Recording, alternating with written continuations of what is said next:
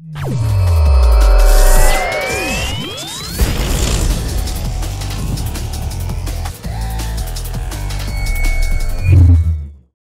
guys, and welcome to a new video. Today I want to show you my Selfcast Arc project that is first of all very expensive. Before I showed the gear and what kind of stuff I used, before people would be like, okay, I cannot afford this, let's skip it. I still want to show you some showcase. I'm here at 35 of the 40 challenges in the Betrayal League, best cherry almost. And yeah, there is a couple of endgame grinds missing. One of those is the Delph level 600, and yeah, this is why I made this character. So for the map showcase, we're actually going to go into the Delph and finish the last point. We are somewhere 590 something. And we're actually just one single node missing to hit the 600. So yeah, let's hope we can actually do this, because Delph is hard. Like, as soon as you push Delph, once you get like to 500 something, yeah, you're gonna start dying on shit that you never saw before. Like, any white mob will just kill you. Although we are running more than 7,000 life, but still, we are a Scion with Slayer Overleech, which is pretty nice. And as you see, the damage, the clear speed is actually pretty ridiculous. And we are, as I said, in Delph 599 at the moment. And we're gonna fight our way through these packs here. Holy shit, did you see? I almost got one-shotted. This is what I mean. Randomly, stuff appears, you're dead. Whatever. It's Delph. Live with it. Yes, I know that I could do something like the lab chests and something, but hey, come on. I want it to be a little bit more challenging, and Delph lab is just boring for me, I don't know. So, careful of these stupid mobs here. We reach the point, activate Sulfite. That's a problem, these small little dudes, when they die, they're gonna make an ice spike, and this is pretty much one-shot you all the time. Or sometimes you just lose like 90% of your life, and yeah. That hurts really much, so you're always gonna make sure that you move a little bit. Be careful where you step. So I just randomly, usually I just stand at the side and throw my arcs in here. But yeah, sometimes you just want to move a little bit. And once those balls come, like here, you're just gonna activate Val Arc and just, demolish them, more or less. Okay, here we go, end game grind complete. No special drops here. So if we're gonna go for just to show you a map showcase, I don't know, /hideout. I would say we are actually just going to run a Guardian map. You can't go from area from this, okay? Let's take this way then. Quickly /DND. Doesn't work. Here. Let's just go for any, Elder Toxic Sewer or Guardian map even. Let's take a Forge of the Phoenix. Let's just lem up, and yeah, whatever. Should be fine. So, this is a self-casting arc build that's not used to do, at least, there is a couple of, I think, Enki's arc witch or something. But I just wanted to go a little bit ahead with the build, at some point in the league you're getting more and more currency, and there was a point where I said, hey, I wanna finally make a build with Ferals 4 and those kind of stuff. And yes, it is expensive, I do know that. I also know that I think a lot of people cannot rebuild this character just because of the cost. I spent more than 250 exalts or something into this character. But I don't know, I just was fuck that shit, I want to play Ferals 4, I want to play something self-cast, because I do like my character that I played quite some time ago. It was the Stormbrand Inquisitor/Raider type of Scion. It was a lot of fun. I was impressed about the ability to clear bosses. So I was like, I want to do a self-casting build as well. So here we are, Syndicate members, proc your shit. And yeah, basically instantly explode that stuff, and yeah, keep on going. It's actually a ridiculous build. It's a lot of fun to play. You have a lot of damage. You have also a lot of single target, because this is usually what people are wondering. Hey, wait a second, you play Arc, you probably have no single target damage. But we're gonna see how it works out here on the Phoenix. As you see, it's not the best damage, obviously. If I would have some single target, like some Headhunter buffs, that would be a shitload of difference. But still, I think the damage for having like no buffs at all at the moment is kind of respectable. Let's kill some stuff to get more attacks per second. We run about 6.4, 6.5 attacks per second with the Spell Echo. I want to do this again with Headhunter buffs. That's so much more fun. Because sometimes I killed Guardians in like 2 seconds or so. That was like ridiculous. Okay, here, let's get some... these procs here, and there you go. I didn't even have my Vile Righteous Fire ready because I just used them on the Syndicate members that were back in the door here. But I want to do this again. Holy shit. Like sometimes when you get your buffs, like let's take Hydra and just rush through to keep as many, yeah, as many Headhunter buffs as possible.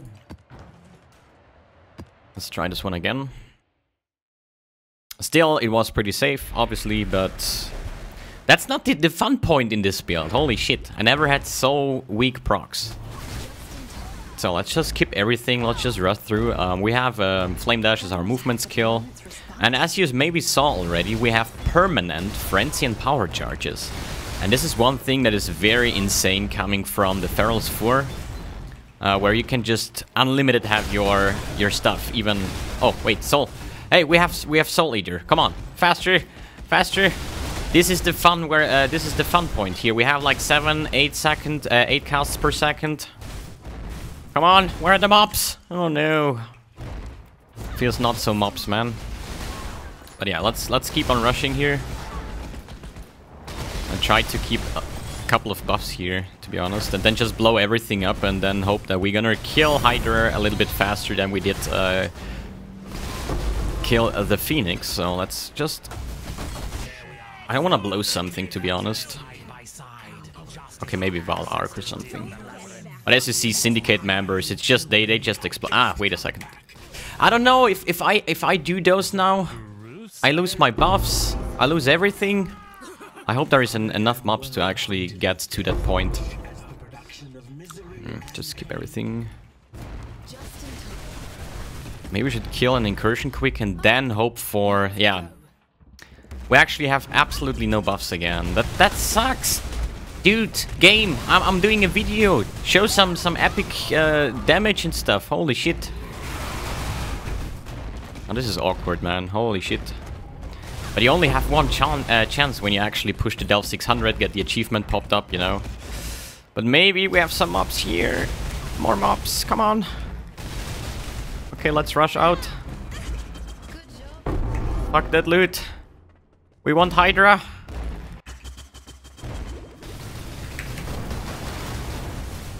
Ah, he did phase transition. Oh, come on. That is like so bad now. I actually wanted to kill it before phase transition. I actually forgot my stupid Vile Righteous Fire, but as you saw, the damage was like 10 times more than on the Phoenix run. But yeah, sometimes you actually kill Guardians in like 2 seconds depending on your buffs, and yeah, carried by Headhunter, I would say. Anyways, I would say let's go back to the hideout and talk about the build a little bit, what itemization I have, what kind of stuff I used, right? Let's just, I don't know, screw all of that. Clear the inventory so it looks more beautiful. And I have to say, this character soaked up all my currency. So I'm happy after this video I can sell it and then do some more gamblings. Okay, let's start with the easy, or with the first things, right? So, we have a Feral Sphere equipped. So, that means it says gain up to a maximum number of Frenzy and Power Charges when you get Cat Stealth. So, on my Amulet, I crafted the aspect of the Cat skill. So, since we were a Feral Sphere, that doesn't even cost us mana, right? So, as you see, we're just gonna let those charges disappear more or less. Meanwhile, we can unequip these ones here. Because we have also permanent, or we gather stacks through the Hypnotic Eye Jewels from the Hail Negator. So, we have one more stack. Why is it so? Oh, it will run off in a second. So we're gonna activate Cat Stealth, and you're gonna see that I have now full Frenzy and full power charges with 2 Void Batteries. That's actually pretty sexy.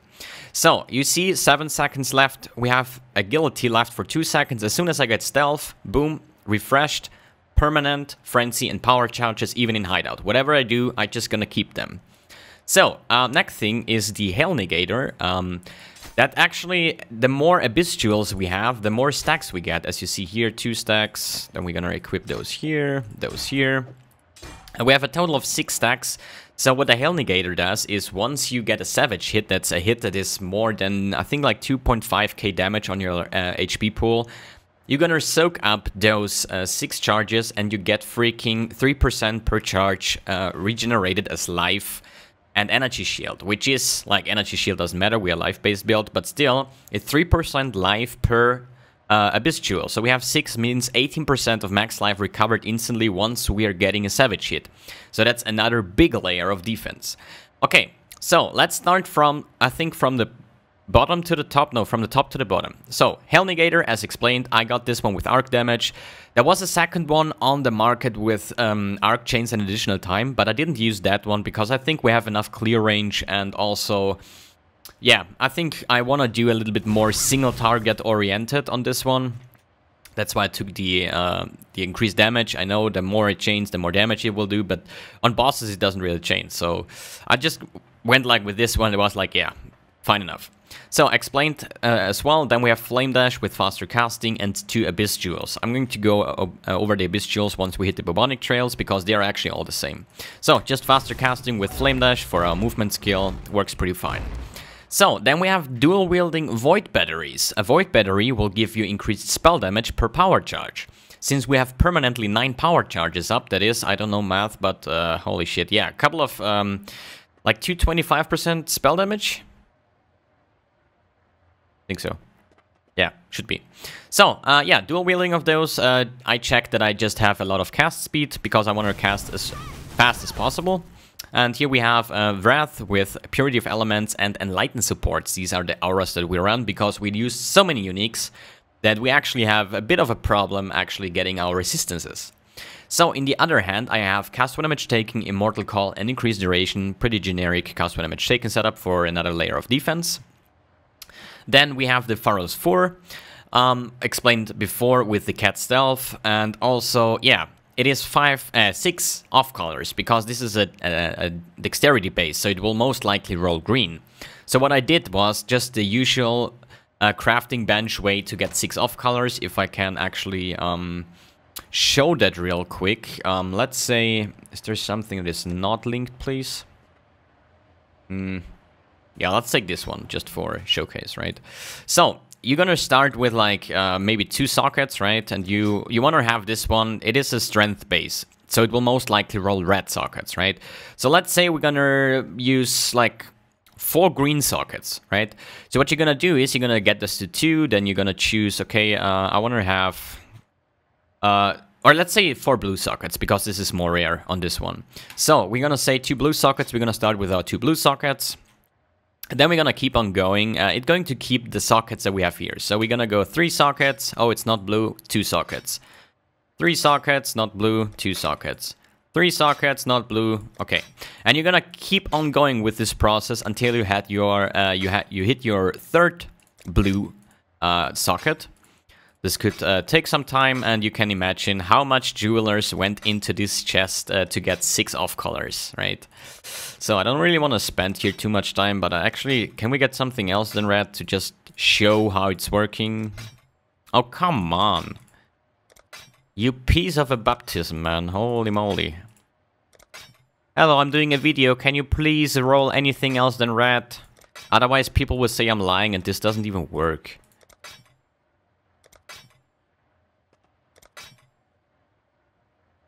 This video is actually awkward, holy shit. The Guardian damage was bad. No, oh, wait, here we got. And now you're gonna, this was 1 jeweler and 3 jeweler. Now we're gonna go one step further. This is 10 jewelers, and we're gonna go, hey, 3 sockets, 4 sockets, 3 sockets. 4 sockets, and you're gonna wait. Oh, next blue, 5 sockets. You're gonna keep on going with this process until you hit your freaking 6 blue sockets on this chest. So yeah, not that enjoyable. Okay, let's move on with the gloves. They are Commandment of the Pit. We basically just need a Hypnotic Eye into this to gain Arcane Surge when we hit with spells, what we do all the time. Still, I went for the 2 slots because I just want to have as much or as many Abyss Jewels that I can wear on my gear here. The otherwise, yeah, pretty generic here. We have Cast Speed and Max Life. Then we have Righteous Fire with Empower support to gain even more spell damage multiplier once we activate our Val Righteous Fire to have more spell damage. Then let's go for the boots. They are Bubonic Trails as well with 2 Abyss Jewels. Here we have Summon Lightning Golem with a Cast 1 Damage Taken setup.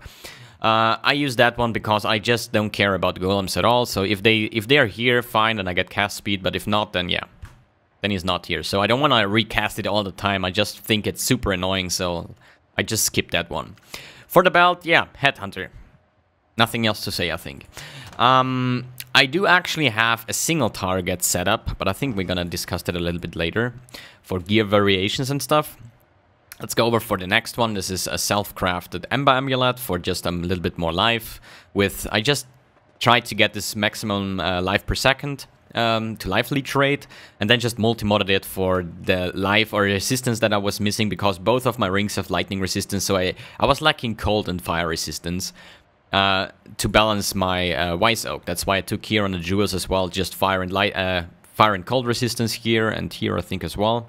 Fire and cold resistance plus the craft here, so I can actually get a nice amount of fire and cold resistance to balance my resistance. So, yeah, rings. This is the point where it gets funny. There are precursor rings. I don't really know how to obtain them. I think it was something with Delph bosses. Then you get those ring shards and you can like it's a vendor recipe to trade them in, like a Lobif, I think, or something like that. But there are a couple of specific ones. And if we're just gonna lock in the max power charges, I'm going to search. You see there's only one ring for 20 exalts in. So yes, these rings are freaking nuts. So you have actually, I think, 7 different types of rings you have. The Topaz ring, this is the one that is just flat lightning resistance. They have all modifiers. They have like 3 different modifiers for power charges. Same as the other ring here. So the Fire Res ring has modifiers to endurance charges, and the Sapphire ring, the cold resistance ring, has modifiers to holy shit, what's it called? Frenzy. I have still from my last build, I have a Frenzy ring here. This is the precursor ring for Frenzy, for example. So you see they have 3 mods for Frenzy charges. So, and then there are mixed ones. If I say like, okay, I want cold and lightning resistance, they're gonna be like, okay, it has 3 mods, but it can have either power charge or Frenzy charge mods. And then there are prismatic rings. They actually can have 1 of each mod, right? So we are power charge based build and Frenzy, but still power charge in the main hand, so that's why I went with these ones. Here with 1 maximum power charge, increased attack and cast speed per power charge. The third stat doesn't really matter to us because we have permanent of these. The second ring is just double the same mod with 2 to 20 lightning damage per power charge, so this gives us a lot of flat lightning damage. So this is kind of insane. Okay, what else to say about the gems here? I think we went over everything. Still, for the boot enchant here, I have Damage Leech's Life if you have killed recently. This is specific for Delph because I have no option of Leech on this build. Still, the 0.6 is enough to actually Leech because we are Slayer over Leech, right? So this is way enough because we do so much damage, so the 0.6 are totally fine. If I would go for a single target DPS setup that I used before, I have this one. This is also self-crafted. That has, if you 10% of damage leeches life while you're focused. So if I put this one in, you see I get focus here. And once I have focus, I get 10% of my damage leeches life. So this is a huge amount. So, but then, therefore, I'm not capped on my resistances. So how can I do this? I have here a Warlord's Mark ring that also has, yeah, Warlord's Mark, obviously. So we're gonna curse enemies on hit for Warlord's Mark, and we get more leech. So, when using this one, I usually skip the second precursor and just go for a Mark of the Shaper because this is an Elder base, so we get the spell damage one. So we get like 2 additional sources of leech on this character. And if you want to play it like that without those rings, you just gonna take the either way the damage penetration enchant on your boots, or you're gonna get with the 1 to 160 flat lightning damage if you've killed recently. That's a lot of damage here. Check. Flasks, we have the Cinder Swallow Urn that helps you a lot to regen stuff when you are actually mapping. Because as I said, I only have a limited amount of life leech. Then we have the Wise Oak for the damage penetration and the defense options you have, because my build is pretty much min-maxed at this point, besides the gems. Then we have a Diamond Flask with bleed immunity, since we are a crit build. The Atziri's Promise for extra elementalist chaos and some leech, and we have a Quicksilver Flask for freeze immunity for some more speed. Alright, let's talk about the Abyss Jewels. They are all the same, so that's why I don't really have to go over them, to be honest, because, hey, they have multi-life cast speed, multi-life cast speed, multi-life cast speed, multi-life cast speed, multi-life cast speed, and hey, multi-life cast speed. Isn't that great? The thing that I want to have is as much cast speed as I can take, because in the end I will end up like 7, without Headhunter buffs, like about 6.5, 7 casts per second and having Spell Echo, right? So this is kind of insane. Okay, so I think, yeah, skill tree. As I said, we are Slayer and Juggernaut. In this specific case, I usually would run Slayer with Inquisitor for more damage.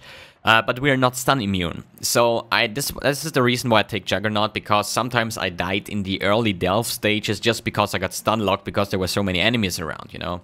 So this is why I take Juggernaut for the cannot be stunned one. If you just want to go mapping or something like that, just go, I don't know, like Inquisitor, everything dies in one cast anyways, to be honest. Okay, here we have a pretty generic Scion wheel cluster here, right? We have Double Might of the Meek and an Unnatural Instinct to get all these multiplier nodes, spell damage nodes, life, whatever. Here we have triple 36 resistance that will help balance our Wise Oak and also cap our resistances.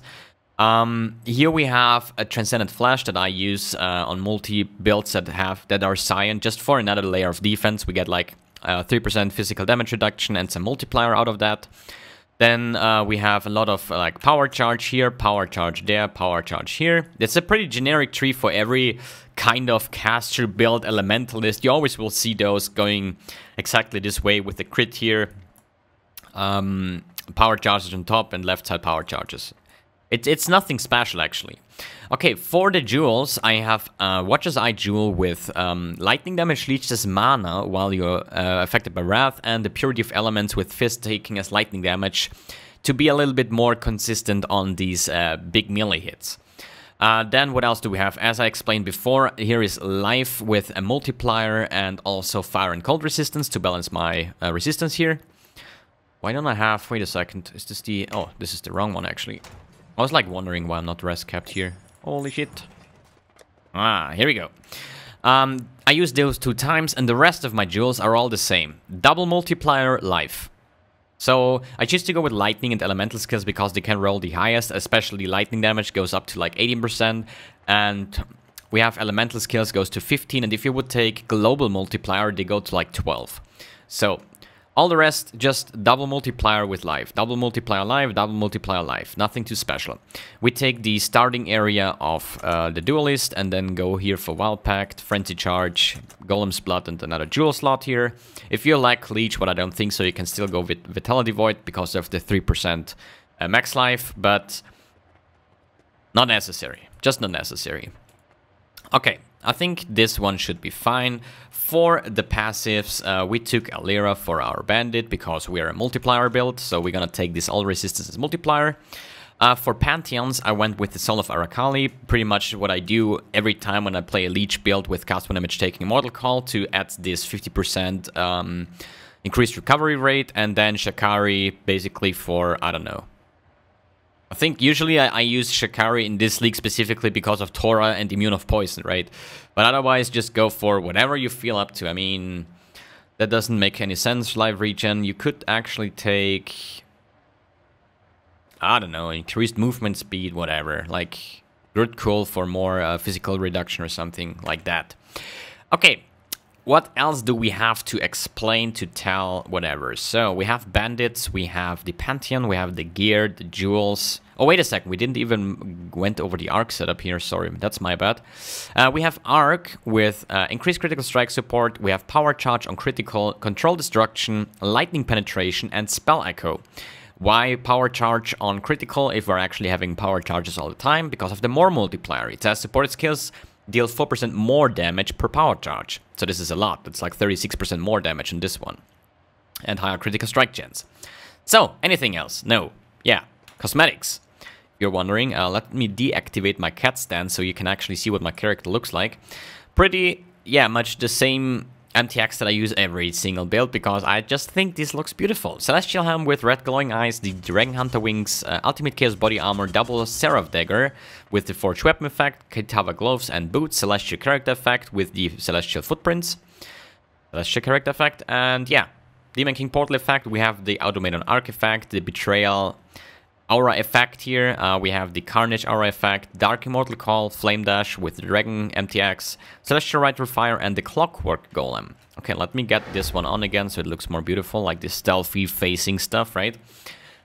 Okay, so what is the next project? I will sell this character now. I think I'm done with this Delph challenge here, so this character is done.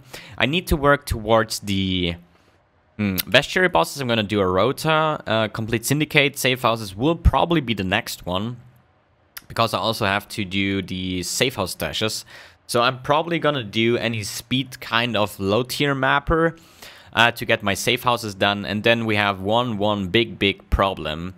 And that is the Atlas objectives.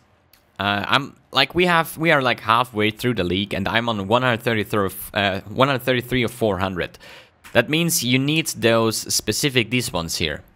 So, here is one on the map at the moment. The problem is you cannot share that. If I have this one on the map, I invite you and we run it together, it just does count for me. So you're gonna really farm those yourself. So you're gonna constantly map, kill the boss, hope that one of these Atlas objectives spawn, then kill this one, and continue like that until you hit 400. So that's going to be a massive... Yeah, this is I think this challenge here is the actual endgame grind, not this one. This is actually easy, but this one will take quite some time, and I need to figure out a good way to do that. I have something in mind to be a speed mapper, like really speed mapping, without caring about anything besides doing bosses to spawn those Atlas objectives. So, what my plan is basically, if we're going to go for a beach map, they are like pretty short, they are tier 4. So if you remember the video where I did the Shaper Sustain on the Burial Chambers, there was a tier 3 map.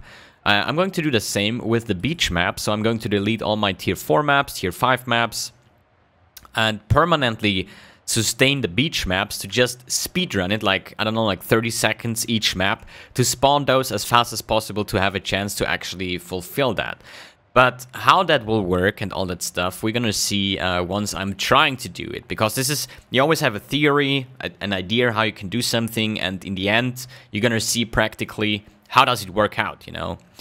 And yeah, this is it for now. I hope you enjoyed this kind of build, and yeah. Thanks for tuning in, thanks for watching, and see you on the next video.